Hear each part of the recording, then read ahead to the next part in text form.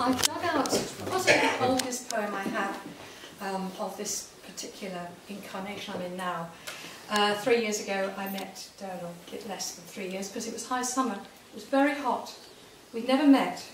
We didn't even know each other's names. We had friends who were friends, and we went to a terrible poetry conference up at Stratford-on-Avon and bumped into each other almost literally. Quite soon, on the 11th of February, Dónall and I are part of an event called Mr&Mrs, which is being organised by Paul McGrain of the Poetry Society, with 3 other well-known poet couples involved. So I've been looking back at my love poems, because it's about love. It's just before Valentine's Day, and it's at the Torriano Club in Covent Garden.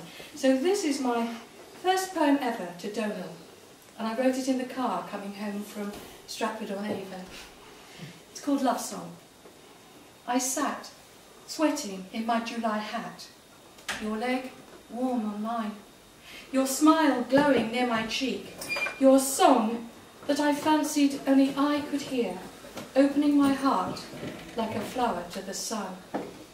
Come, come, no harm can be done if I sculpt with my hands your curving hips, with my tongue part your waiting lips, reframe your sexuality so it's powered by our loving needs. And all the heated day, I'm falling, falling, falling, believing you will catch me in your loving net. Thank you. At Stratford-upon-Avon, the organiser told me that the gentlemen could only come to the meeting if they wore kilts. And I took her seriously and arrived in a kilt in 90 degrees heat. It was terrible. It was my one greatest fashion mistake. Never again. This is when I didn't need a kilt. This is the Amalfi Coast. We had a balcony on the Amalfi Coast. Jan used to paint and draw. I wrote poetry, let them blow off the edge. We could do that in the nude, so that was cool. So kilts around. But this is called You Again. Your summer dress comes to rest upon this balcony, hung up on a thin wire hanger, an exotic bird.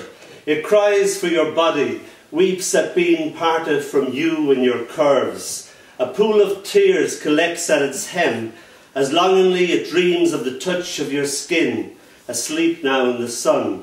Later that evening, frightened by the approaching storm, it tries to escape the clamour of its hanger, almost flies off beyond the reach of my hands, run away to sea, seeking for farther horizons. I calm it, tame its panic, fold it tenderly, carry it like a dreaming child, lay it to rest at the foot of the bed, where all night long it sleeps at your feet, awaiting your footstep, the sunshine of being you again. Thank you.